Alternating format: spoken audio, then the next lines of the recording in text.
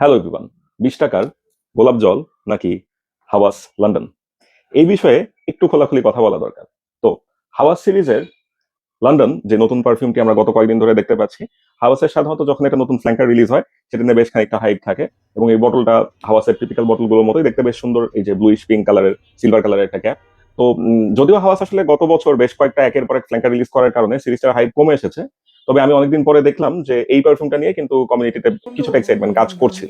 তো এই এক্সাইটমেন্টকে কেন্দ্র করেই হাওয়াস লন্ডনটা গতকালকে যখন হাতে আসলো, আমার ইনিশিয়াল অপিনিয়ন কি ছিল কিংবা এখন পর্যন্ত আমি কি পাচ্ছি, সেটাই হচ্ছে এই ভিডিও বানানোর উদ্দেশ্য। তো সরাসরি চলে যাই হচ্ছে হাওয়াস লন্ডনের সেন্ট প্রোফাইলটা কেমন। গতকাল থেকে ব্যবহার করছি, বিভিন্নভাবে নিজেকে কনভিন্স করার চেষ্টা করছি, আর আপনাদের সামনে কথা বলতে চলে আসলাম। এটার স্প্রেয়ার কোয়ালিটি বেশ ভালো, দেখতে পাচ্ছেন, বেশ সুন্দর একটা প্রেসারাইজড অ্যাটোমাইজার, এবং হাওয়াসের অন্য পারফিউমগুলোর মতোই এটার ক্যাপটাও বেশ সুন্দর একটা ক্লিক সাউন্ড করে লেগে যায়। এনিওয়েজ, এবার আসি সেন্ট প্রোফাইলে। ওপেনিং এ আমি কি পাই? ওপেনিং এ খুব সলিড একটা অ্যালকোহল ব্লাস্ট পাওয়া যায়। আমার মনে হয় হাওয়াসের অন্য যে পারফিউম গুলো ছিল, সেটা আইস বলেন, ট্রপিক্যাল বলেন, ফায়ার অথবা এনিথিং, সবগুলোর চেয়ে এই পারফিউমটাতে যে একটা তীব্র অ্যালকোহল ব্লাস্ট সেটা অনেক বেশি। তো অ্যালকোহল ব্লাস্টের পরে 30-40 সেকেন্ড, ইভেন 1 মিনিট পর্যন্ত যখন অ্যালকোহল ব্লাস্ট একটু সেটেল হয়ে যায়, তারপরে এখান থেকে যেটা পাওয়া যায় সেটা হচ্ছে খুবই হালকা একটা স্পাইসি কিক। সুইট অ্যান্ড স্পাইসের একটা কম্বিনেশন। স্পাইস মানে খুব একটা ওই যে কোরিয়ান্ডার, ধনিয়া পাতা, জিরা এরকম স্পাইস না, হালকা একটা স্পাইসি নোট, সেটার সাথে একটু sweetness, kind of saffron sweetness বলবো। তো এই যে slightly spicy and sweet saffron, এটার সাথে শুরুর থেকেই কিন্তু খুব প্রমিনেন্ট ভাবে একটা গোলাপের গন্ধ পাওয়া যায়। এই রোজ লাইক স্মেলটা আসলে কিরকম, একেবারেই টিপিক্যাল। যদি একটু রুডলি বলতে চাই তাহলে হচ্ছে খুব ইজিলি অ্যাভেলেবল যে গোলাপের আতরগুলো আপনারা এক্সপিরিয়েন্স করেছেন, এটার মতো অনেকটা সেরকম।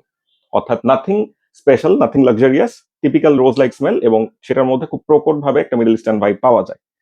ইনিশিয়াল ড্রাই ডাউনে যেটা হয়, ইনিশিয়াল ড্রাই ডাউনে এখান থেকে একটা রেজিনাস সুইট একটা ভাইব চলে আসে, এবং সেটার সাথে সাথে রোজের যে স্মেলটা সেটা আরো বেশি প্রমিনেন্ট হয়ে ওঠে।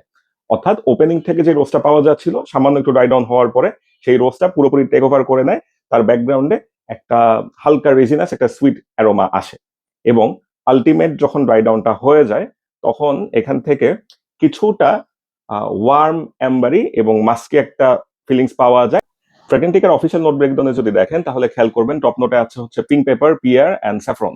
পিঙ্ক পেপার কি জিনিস? পিঙ্ক পেপার হচ্ছে ব্রাজিল, পেরু, বলিভিয়া এই এলাকাগুলোতে এক ধরনের গাছে এক ধরনের বিশেষ বেরি জন্মায়, যেগুলোকে ড্রাই ডাউন করে পারফিউমের জন্যই মূলত যে জিনিসটাকে এক্সট্রাক্ট করা হয় সেটা হচ্ছে এই পিঙ্ক পেপার।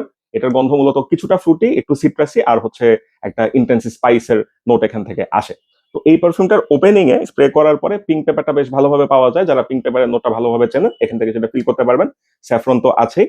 মিডল নোট ব্রেকডাউনে যেটা দেখা যায় যে এখানে আছে হচ্ছে ফ্র্যাঙ্কিনসেন্স, রোজ এবং হোয়াইট ফ্লোরাল। আমি 1.5 দিনের এক্সপিরিয়েন্স এখান থেকে তেমন আলাদা কোনো হোয়াইট ফ্লোরাল পাইনি। ফ্র্যাঙ্কিনসেন্সের ভেতর যে একটা স্মোকি ব্যাপার থাকে এটা সেখানে নেই, তবে ফ্র্যাঙ্কিনসেন্সের যে একটা ডিপ সুইটনেস আছে, কিছুটা রেজিনাস, এবং একটা ডার্ক একটা অ্যারোমা যে ফ্র্যাঙ্কিনসেন্স থেকে আসে, ওই স্মোকটাকে মাইনাস করলে ফ্র্যাঙ্কিনসেন্সের একটা হিন্ট কিন্তু এখান থেকে পাওয়া যায়। এবং মিডল নোটের রোজটা খুব বেশি প্রমিনেন্ট হয়ে ওঠে।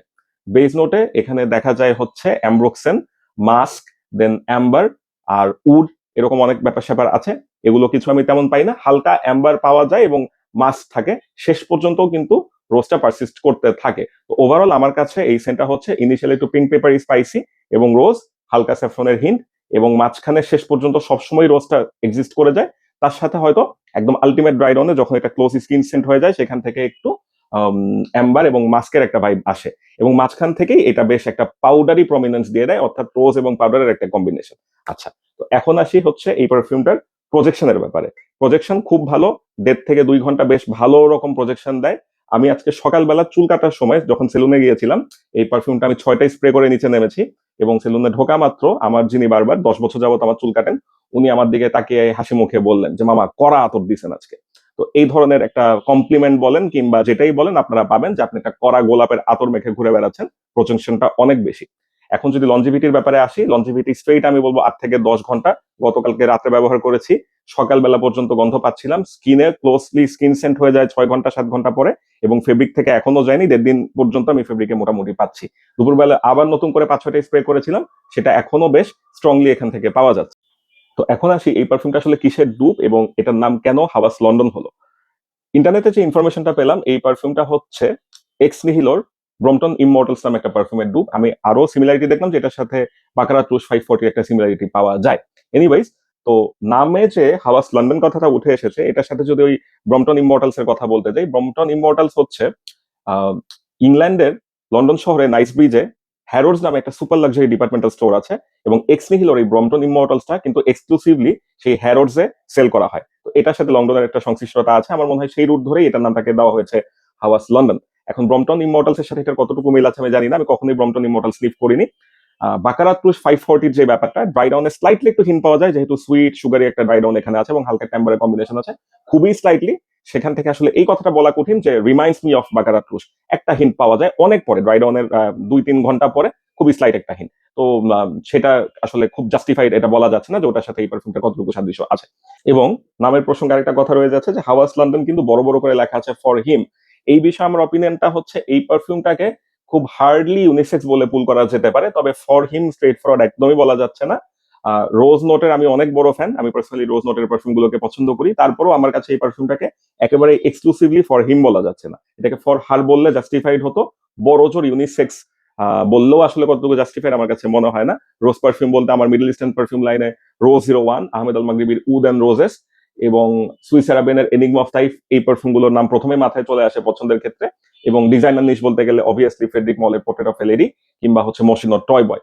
সো হাওয়াস লাইন আপের সাথে যারা পরিচিত যে খুব ফ্রেশ এবং খুব পপুলার কিছু পারফিউমের ডিএনএ কে তারা রেপ্লিকেট করে, সামারে খুব আরাম করে ইউজ করা যায়, এই পারফিউমটাকে আমার খুব একটা সামার ডে ফ্রেন্ডলি মনে হচ্ছে না। উইন্টার ইউজ করা যেতে পারে, রাতের বেলা ইউজ করা যেতে পারে, নাইট টাইম ইউজ করা যেতে পারে। যারা অনেক বেশি সুইট রোজ বেস মিডল ইস্টার্ন পারফিউম পছন্দ করেন, তাদের ক্ষেত্রেও এটা আসলে স্নিফ করে কেমন লাগবে আমি এক্স্যাক্টলি বলতে পারছি না। ওই যে বললাম যে রোজ লাভার হয়, ওই পারফিউমটা আমার নিজের কাছে খুব বেশি একটা পছন্দ হয়নি। সো আমার পক্ষ থেকে আসলে এই পারফিউমটা নট রেকমেন্ডেড। তো পারফিউমের যদি পজিটিভ সাইড গুলো নিয়ে কথা বলি, পজিটিভ সাইড হচ্ছে হাওয়া সিরিজের বটল সুন্দর, দেখতে সুন্দর, রোজের স্মেলটা শুরু থেকে শেষ পর্যন্ত থাকে, একটা সুন্দর রোজ পারফিউম, এগুলো হচ্ছে পজিটিভ সাইড। আর নেগেটিভ সাইড যেটা নিয়ে কথা বলতে চাই, এতক্ষণ যা যা বললাম।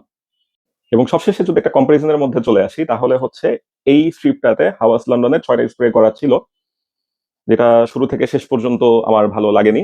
এবং এই স্ট্রিপটাতে যে 20 টাকার গোলাপ জল, সেটার সাথে বেশ খানিকটা স্যাফরন নিয়ে, যেটাকে বলা হয় যে গোলাপ জলের সাথে কচলানো স্যাফরন, সেই কচলানো স্যাফরন এবং গোলাপ জলের একটা হাতে বানানো কম্বিনেশন, সেটা যদি আমি স্নিফ করি, আমার কাছে এই স্যাফরন এবং গোলাপ জলের যে কচলানো কম্বিনেশন, সেটা ডেফিনেটলি হাওয়াস লন্ডনের চেয়ে far far far far far better.